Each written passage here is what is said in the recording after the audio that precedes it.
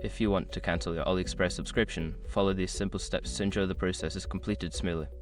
Step 1. Log into your account. Visit the AliExpress website or open the app and log into your account using your credentials. Step 2. Access account settings.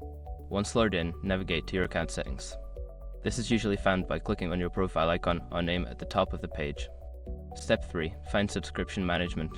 In the account settings menu, look for an option related to subscriptions or membership. This may be labeled as My Membership or Subscription Management. Step 4. Select the subscription to cancel. Within the subscription management section, locate the specific subscription you wish to cancel. Click on it to view more details. Step 5. Confirm cancellation. Follow the prompts to confirm your cancellation. You may need to provide a reason for cancelling or confirm your decision through a pop-up message. After completing these steps, your subscription will be cancelled. Make sure to check your email for a confirmation message regarding the cancellation.